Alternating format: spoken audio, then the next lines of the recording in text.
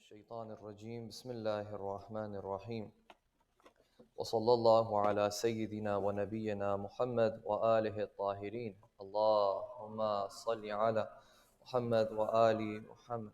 Assalamu alaikum, dear brothers and sisters. Yesterday we had to wrap up a little bit short on time, but we were talking about the Battle of Uhud. We talked about the Battle of Badr. We finished off Battle of Uhud. There was one discussion that I was having about the tooth of the Holy Prophet ﷺ and whether that tooth was broken or not. And there was two narrations that I quoted, but there's another interesting narration that I also want to quote because it just sort of shows you the atmosphere of how these early companions were interacting with the Imams. Okay, so this one includes two very prominent companions of the Imams. Okay. Zurara, those of you who have heard his name, Zurara. He says, ذهبت أنا وبكير مع رجل من ولد علي إلى المشاهد. So Zurara says, me and another companion named Bukair, we went basically with a tour guide who was from the family of Imam Ali. He's a Sayyid.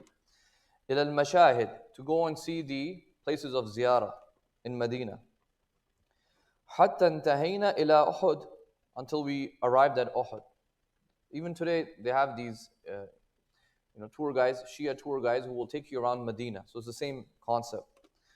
فَأَرَانَا قُبُورَ الشُّهَدَاء, he showed us the graves of the shuhada. ثُمَّ دَخَلَ بِنَا الشِّعَبْ فَمَضَيْنَا مَعَهُ سَاعَةً حَتَّى مَضَيْنَا إِلَى مَسْجِدٍ هُنَاك فَقَالَ إِنَّ رسول الله صلى الله عليه صلى فيه فصلينا فيه. So he showed us around, he took us to this valley where there was a masjid, and he said, this is where the Prophet prayed, so we also prayed there. ثُمَّ أَرَانَا مَكَانًا فِي رَأْسِ جَبَلٍ. Then he showed us, this tour guide showed us a sort of place at the top of the mountain. And he says, قَالَ إِنَّ النَّبِيَّ سَعِدَ إِلَيْهِ فَكَانَ يَكُونُ فِيهِ مَاءُ الْمَطْرِ.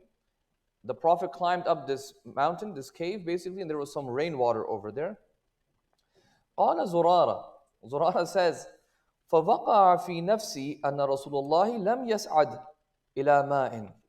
Zurara says, I got this strange feeling in my heart, like I was looking at this, this cave at the mountain in Uhud, the one we showed, yesterday as well. And he says, I got this strange feeling that I don't think the Prophet would have ran up the mountain.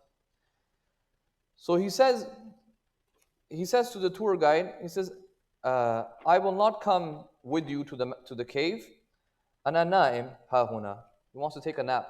Zurara wants to take a nap. He doesn't want to climb up. He says, it's one of those places where somebody goes for ziyarah and they do a tour guide. Sometimes some people are like, is this really the maqam that really this happened or that happened?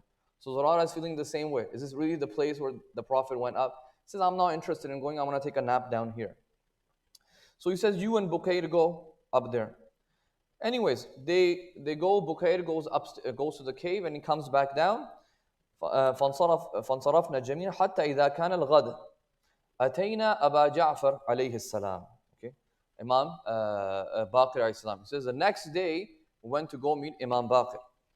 فقال لنا أين كنتم أمس فإني لم أراكم. Imam Baqir says, where were you two yesterday? I did not see you yesterday. So these are the close companions of Imam Baqir.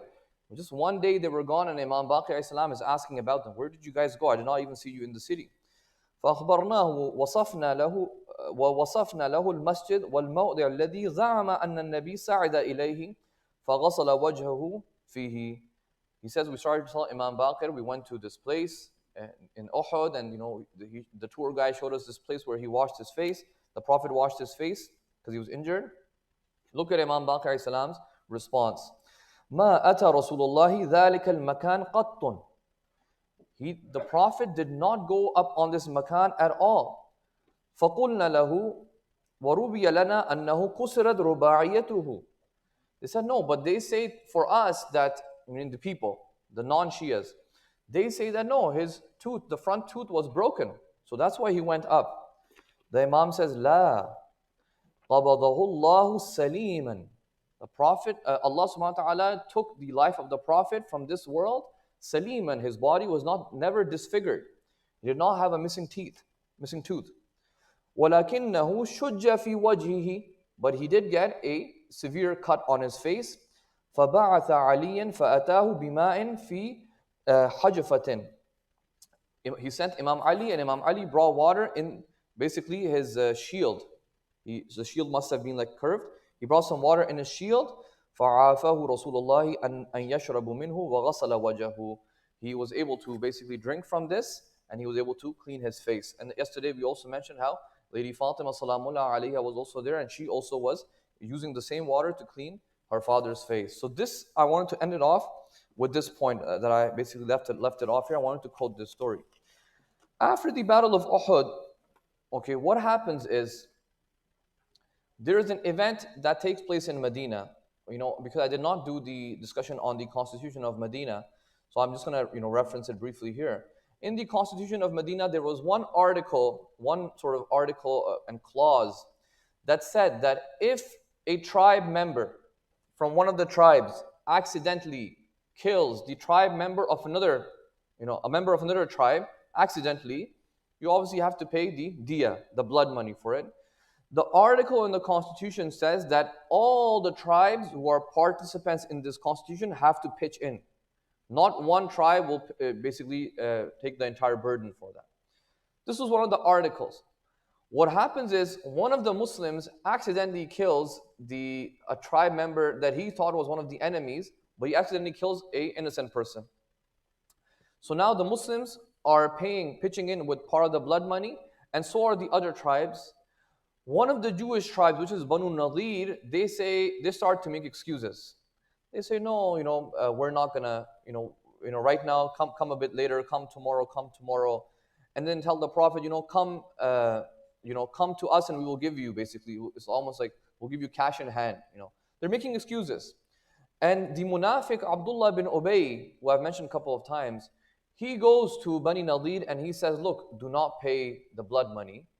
If the Prophet gives you any problems, I will bring my men. I have hundreds of soldiers already. They're going to come. We're going to come and defend you. So remember, these Jewish tribes, they had their little fortresses. Banu Nadir had a fortress. Banu Qurayza had a fortress. Banu Qaynuqa had a fortress. And obviously the Khaybar one, which is still existing today, they had fortresses. They said, Abdullah bin Ubay says, I will give you protection. So Banu Nadir says, okay, we're going to do the same thing.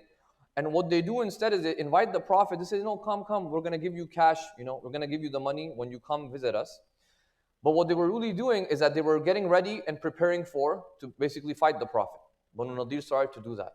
All over because they do not want to pay the blood money, which was part of the article of the Constitution.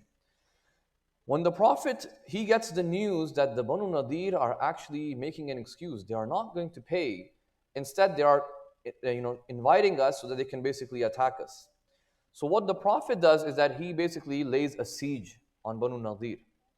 Now when he goes and he lays a siege on Banu Nadir is now waiting for Ibn Ubay's help. Because Ibn Ubay had said, I will help you. And they are waiting, and they are waiting, and they are waiting, and the munafiqeen are not coming. Surah Al-Hashr, when you read through Surah Al-Hashr, majority of the surah is actually revealed because of this incident. Surah Al-Hashr, it is revealed, majority of the ayat are revealed for this incident, and it condemns the munafiqeen. And Allah subhanahu wa ta'ala tells the people, do not trust these munafiqs. Do not trust these hypocrites. As a matter of fact, in early hadith literature, Surah Al-Hashr, the other name of Surah Al-Hashr is actually Surah Bani Nadir. It's another name for it, it's actually Surah Bani Nadir. Some of the Sahaba would name it like that. Anyways, they do a siege, Banu Nadir have to give up, and the Prophet says, we will not kill you even though you were preparing a war for us, but I'm giving you a few days to basically leave the city. Okay, leave the city. Now over here, the narrations describe when the Jewish tribe of Banu Nadir leaves Medina, okay, the Muslims are shocked. Because the Prophet says you can put everything on your camels and horses except weapons, and basically take whatever you need to take. Anything from your household, possessions you can take except the weapons. So they start piling up their camels and their horses and their donkeys.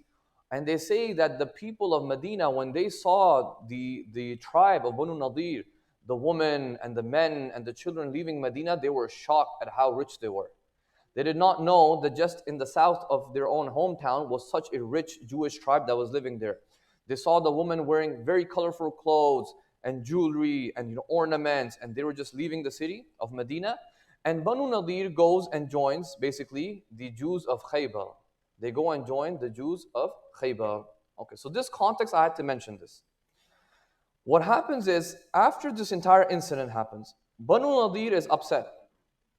They say the Quraysh have kicked us out, the Muslims, have kicked us out, and now we are with the Jews of Khaybar. Let's try and go to the Quraysh and tell them that, look, in Badr you guys lost because maybe you were not prepared. In Uhud, you got 1-2 extra tribes to come. But you know what? Let's make a deal now. Now it's not just about the Quraysh. The Jewish community is also involved, and we will also get some other mushrik tribes to get involved as well. And we will make an entire team called Ahzab. Ahzab is plural for Hizb, party. So multiple parties, like right now when Imran Khan was kicked out, multiple parties, they come together and they do their opposition. Even though maybe themselves they're not agreeing with one another, but they're uniting against a common opponent. So Banu Nadir does the same thing. They go to the Quraysh, they say, look, we have a common enemy right now. The Muslims are the common enemy. Let's come together and forget our differences, and let's come together and fight them. Quraysh says, okay. Muslims figure out, okay, and this time it's a very, very large army, okay, very large army. Around 10,000 soldiers are going to come, 10,000 mushrikeen soldiers. Okay, let me just move to Khandaq.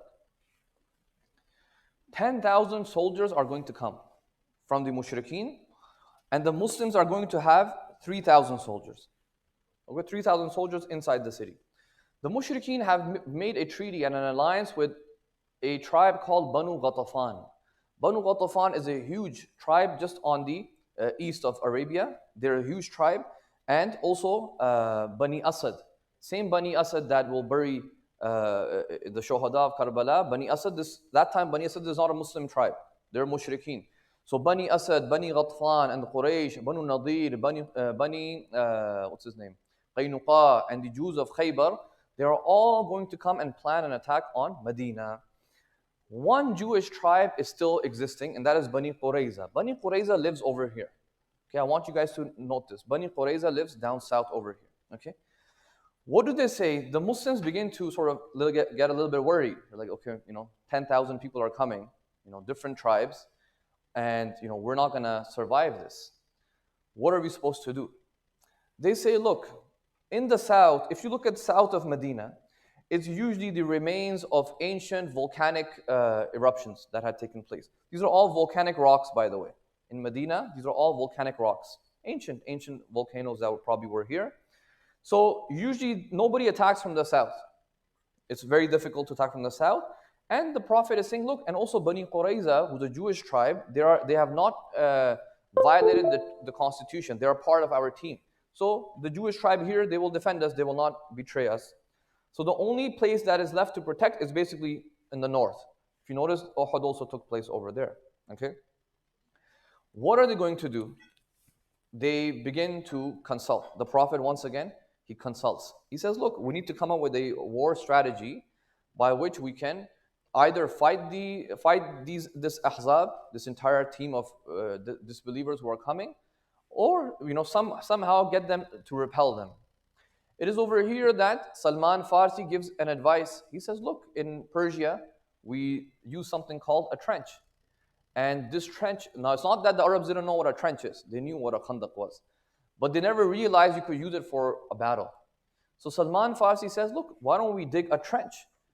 And through that, we'll dig it so wide and so deep that the mushrikeen and the enemies will not be able to come into Medina. Now, there's a lot of different discussion on where exactly this trench was, how big it was, what was going on. Most, I guess you can say reliable sort of sources, they will say, look, it was 2 kilometers long. The trench was 2 kilometers, 10 to 12 feet wide, and 8 arm lengths deep. So 1 arm length and 8 arm lengths. This was deep. Okay, where was this? Okay, this is interesting. You see this little tiny hill over here? I don't know if you guys can see. There's a mountain, there's a little hill over here. And then you have this massive mountain here. This mountain is called the mountain of Wabra. It's called Wabra. The trench is actually from this mountain over here like this. Okay, this is where they're gonna make the trench. This is, and I calculated it is about 2 kilometers, roughly. So from here, they are going to make a trench here, and they're actually gonna go a little bit across around this hill as well. And this is Medina, right here. The Haram is right here. So it's not too far off. They're very close. Over here, I had mentioned there were gardens and trees and stuff. Remember you mentioned they went to Uhud from the gardens. Over here, they made a trench. So this is where they are. And this is where the Quraysh, the Bani Ghatfan, the Jewish tribes, the Bani Asad, they're all parked over here, outside Medina. Okay? This is the story of the trench. Okay, now, there was no battle that actually happened. Okay, this lockdown, this sort of stalemate, will remain for around 25 days. The Mushrikeen and the Ahzab are on that side. The Muslims are on this inside. 25 days it will remain like this, but a couple of things are going to happen. Okay, number one thing that's going to happen is that a Jewish member from Khaybar, Huway bin Akhtab, a Jewish member, he basically leaves this, he comes down, and he goes to Bani Qurayza. Says to Bani Qurayza, look man, we're from the same religion, same family. You need to violate the constitution of Medina and just join us, because this time there is no way the Muslims are going to win. This time there's no way they're winning. 10,000 of us, 600 horses, weapons, and these people are just 3,000 inside the city. You might as well just join us, and that way it's 100% victory for us, because we will attack them from the north and you will attack them from the south. Okay, so Bani Qurayza, a little bit first they're wondering, should we do this, should we not do this? At the end, they agree. They said, yes, you know what? This is our chance. Why are we going to fool ourselves into this constitution? You might as well join the rest of the party and take down the Muslims as well. As soon as Bani Qurayza changed their mind, guys, this is going to be in the Islamic literature one of the worst cases of treachery that will ever happen against the Muslims. Okay, this is severe treachery. Okay, and look at the ayat of the Quran, how they describe the Muslims, the situation of the Muslims. Okay, imagine you are the Sahaba over here, the women, the children, all the family members, everybody's inside the city, and you're assuming they are protected because nobody will attack from the south, safe, and there is no reinforcements here. All your focus is on these guys over here.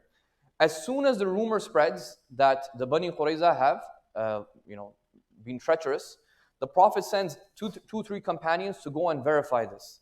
He says, go and verify if this is true. And he says that if it is false, then tell the Muslims that it is a false rumor. But if it is true, then make sure you don't come and announce for the whole Muslim Ummah, yes, the Bani Qurayza have, basically don't create a panic. That was the whole point. The Prophet is telling the Muslims, do not create a panic. Unfortunately, this will end up creating a panic. Okay? And now the Muslims are freaking out. And look at how the Quran describes it. It says, you were so scared. إِذْ جَاءُكُم مِّن فَوْقِكُمْ وَمِنْ أَسْفَلَ مِنْكُمْ.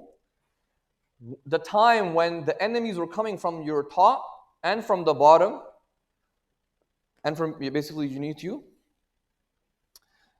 وَبَلَغَتِ الْقُلُوبِ الْحَنَاجِرِ. This is the look at the visual imagery the Quran is using. And your hearts had reached your throats. Okay? That's how scared the Muslims got. Because this was completely destruction for them. From the north and from the south, there's no way that they could be saved. This is in Surah Ahzab, Surah 33. This visual imagery is very strong. وَبَلَغَتِ الْقُلُوبَ الْحَنَاجِرَ وَتَظَنُّونَ بِاللَّهِ الظُّنُونَ. And you began to think, negative assumptions about Allah, various assumptions. هُنَالِكَ أُبْتُلِيَ الْمُؤْمِنُونَ وَزُلْزِلُوا زُلْزَالًا شَدِيدًا. This was when the believers were tested in a very severe way. Okay, the believers were tested over here. What did the munafiqeen say?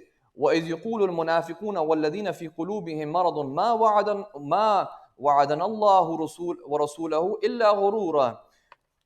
Some of the munafiqeen began to say, because they were so scared, they said, what is this? Allah and His Messenger have not promised us anything except delusion. They're saying that we're going to win. How are we going to win? From the folk, there's attack. From the asfal, there's an attack. It's just delusion. And then the people began to say, وَإِذْ قَالَتْ طَائِفَةٌ مِّنْهُمْ يَا أَهْلَ يَثْرِبْ لَا مُقَامَ لَكُمْ. O people of Yathrib, there's no point in you staying here. Retreat, run away. Another group of people asked the Prophet permission to leave, saying, our homes are, at risk. While in fact, they were not at risk. They only wished to run away. They only wished to flee. These are the ayats of the Quran describing, okay, what's going on in Khandaq. Okay? And by the way, the whole incident also happens. Amr bin Abdul also jumps across the trench, and Imam Ali. Some people describe as if like he jumped over and Imam Ali just killed him. No, this one was an actual battle. Like he attacked Imam Ali. Imam Ali protected with the shield broke, and there was dust. The Sahaba were saying we could not see what was going on. Actually, Amr bin Abdul did not even want to fight Imam Ali. He says, send someone stronger. Because they say that he was equal to 1,000 men. That's how they would describe Amr. They would say, this person is so strong, who's going to fight? And everybody was not willing to fight. And Imam Ali kept saying, I'll fight. And the Prophet says, no, you sit back. There are other senior companions. Let them go fight. Experienced warriors. Let them go fight. Nobody wanted to fight him because they were already worried how on earth did he jump over the trench. They were already scared about that. 2-3 times Imam Ali is going to say. Finally, he goes out to fight. And Amr says, no, I don't want to fight. Send somebody from, the Quraysh, some from the Aus, from the Khazraj. Send somebody, stronger. Imam Ali says, no, just fight me. And they fought. And then obviously we know what happened to him at the end. But after that, nobody will jump over. Okay, nobody will jump over. How is this battle going to end?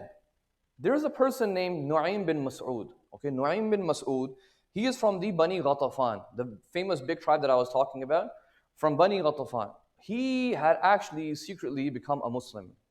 Okay, so he's over here, but he had become a Muslim. Okay, he comes to the Prophet sallallahu alaihi wasallam and he says, Allahumma salli ala Muhammad wa ali Muhammad. He says, look, there is one way to sort of dissolve this entire battle. And that is if we can cause disunity amongst the non-Muslims. Okay? Let's cause disunity amongst them. Let's confuse them and make them fight amongst themselves. And that's probably the best way we can win this. Because otherwise, if they come over, not going to win. And if Bani Qurayza are going to attack, you're not going to win. Prophet says, okay, what's your plan? He says, I will go to Bani Qurayza and I will say, look, you need to ask the Quraysh for at least a couple of hostages so that if they, do win, they realize that you were on their side. You will hand them over. Okay, you will hand these prisoners, you will hand these hostages over to them. Okay, so it's not that when they win, they're gonna be like, oh, you guys were against us in the beginning. You only joined when there was, when we were becoming victorious. No, you keep some certain people as hostages, and when they do win, you have something to give them back, basically. So he goes to Bani Qurayza. He tells Bani Qurayza that, look, you need to do this. Then he goes to Abu Sufyan. He tells Abu Sufyan, I've heard a rumor that the Bani Qurayza are going to ask you for some hostages. And what they want to do with these hostages, they want to take them and give them to the Prophet. Okay, these people, they're not really with you. So Abu Sufyan is now worried. So now Bani Qurayza actually send a person to go and ask for hostages from the Quraysh. He said, look, we need somebody for our political strategy. Now Abu Sufyan is thinking, no, they probably want to take our men and they want to give it to the Prophet. Over here, an entire argument starts between all of these tribes. All of these, basically Ahzab, all of these parties, they begin to argue and argue and argue. Number of days, their food is finishing, their water supply is finishing, and Allah sends a sort of azab through the wind and the storms and the rain. And this is in the Quran. Okay, it says in the Quran, in Surah Ahzab, ayah 9. Okay, it says, Ya ayyuhalladhina amanu, udhkuru ni'matallahi alaykum. So Allah describes this as a ni'mah. إذ جاءتكم جنود فأرسلنا عليهم ريحا وجنودا لم تروها وكان الله بما تعملون بصيرا. O you who believe, remember the favor of Allah upon you when armies came to attack you. So the enemies are coming to attack you, and we sent upon them army of wind and basically angels that you do not even see. And Allah is basically all seeing what you do. Okay? Essentially, the disunity gets so severe that the mushrikeen and the disbelievers, they give up and they basically retreat. Okay, they all retreat. They have been tired out. Their tents had been uprooted. It was cold because at least the Muslims, even if it was cold, they had more sort of shelter and stuff. And they were in their city, in their hometown. The mushrikeen and the disbelievers, they did not have that. Eventually, that's how the battle of Khandaq actually ends. So without an actual full-on battle happening, what you learn from here is that, look, disunity can cause a lot of problems. It is not only the case that disunity causes problems in the Muslims. Disunity as a whole can always cause problems for any group of people. And this is a very perfect example on how disunity amongst the mushrikeen, which was a war strategy that was used. The Prophet approved of this. It was a strategic move that was used and actually came to the benefit of the Muslims. Okay, so this is the entire battle of Khandaq. And I wanted to also cover the battle of Khaybar, which, there's no way I'm going to cover it in 5 minutes. But I'll mention something very, quickly over here. Battle of Khaybar is going to happen after the Treaty of Hudaybiyah. So I'm skipping the Treaty of Hudaybiyah. Tomorrow I will do Treaty of Hudaybiyah. But now fast forward to 7 Hijri. This is the entire map of Khaybar. Okay, what's going to happen in the Battle of Khaybar is that after the Treaty of Hudaybiyah, the Jewish tribes realized that, look, even the Quraysh are now not going to fight the Muslims because they have the treaty now. Okay, so the Jewish tribes of Khaybar, they say that, look, we have to take things and matters in our own hand and basically go and fight the Muslims. The Muslims figure out their plan, and what happens is the Prophet essentially gathers an entire, soldiers, and they go to Khaybar and they reach there in 3 days. So it's around 200 something kilometers. They get there in 3 days. Over here, this is a current satellite image, okay? And over here, this right here, which I don't know how many of you guys can see, this is the only fort that is remaining today. There used to be 7 to 10 forts, and each of these forts had a name. So Na'im, Qamus is the one that's here, Shiq and Qutayba and Natat and Sulayl, and these are all names of the forts, and different Jewish, elite families used to live here. If you go on Google Maps and you zoom in, you can actually see remains of it. Like once upon a time, there must have been a fort here on these mountains. The Muslims got there so quick that the narration says that when they entered Khaybar in the morning, people were just busy with their daily agriculture and farming and so on. Like they did not expect the Muslims to reach this quick, even though they knew that the Muslims were coming. But they did not anticipate them to come that quick. So when they reached in the morning, they basically all freaked out and they ran up into their forts.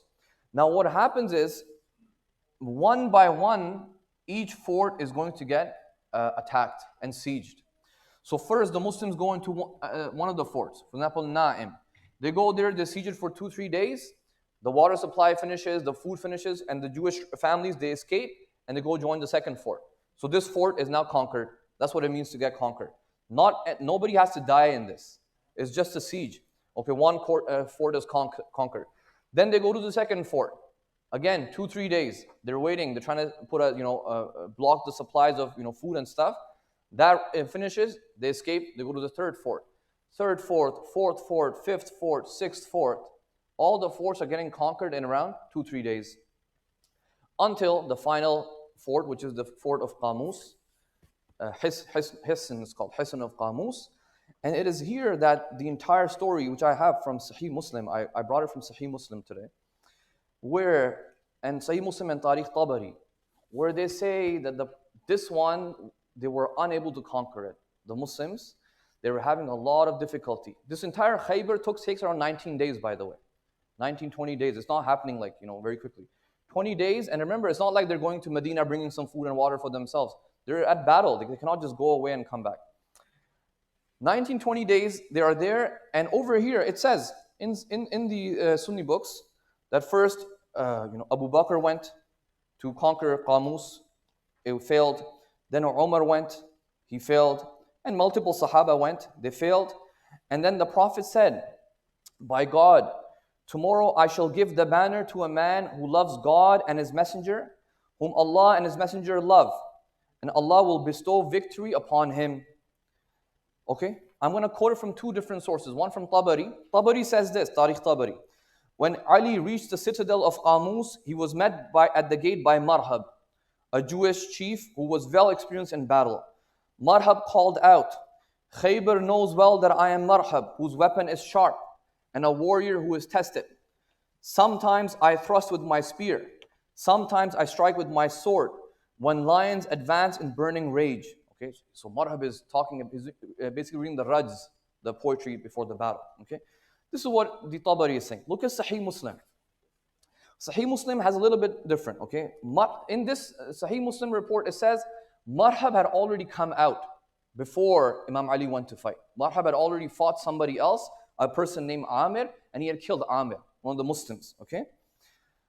And it says, they exchanged blows. Marhab's sword struck the shield of Amir, and so on, so on, so on.